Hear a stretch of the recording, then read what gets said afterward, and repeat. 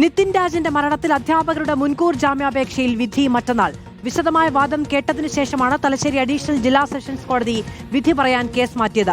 Doctor റാമിന് ജാമ്യം നൽകരുത് എന്നാണ് prosecution വാദം. എന്നാൽ ലോൺ ആപ്പിന്റെ ഭീഷണിയാണ് ആത്മഹത്യക്ക് കാരണമെന്ന് പ്രതിഭാഗത്തിന്റെ വാദം. ഡോക്ടർ റാമിന് നിതിൻ രാജിനോട് അടങ്ങാത്ത പകയുണ്ടായിരുന്നുവെന്നാണ് പ്രോസിക്യൂഷൻ വാദിച്ചത്.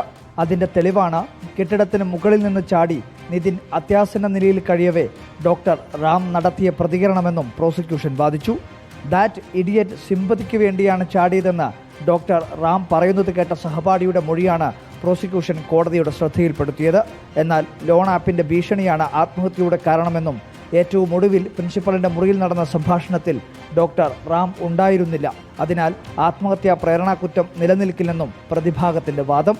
ലോൺ ആപ്പുമായി ബന്ധപ്പെട്ട് ഡോക്ടർ ലത പ്രിൻസിപ്പലിന് നൽകിയ പരാതിക്ക് പിന്നിൽ ഡോക്ടർ റാമാണെന്നും പട്ടികജാതി സംരക്ഷണ വകുപ്പ് ഉൾപ്പെട്ടതിനാൽ മുൻകൂർ ജാമ്യം അനുവദനീയമല്ലെന്നും കുടുംബത്തിന് വേണ്ടി ഹാജരായ അഭിഭാഷകനും വാദിച്ചു.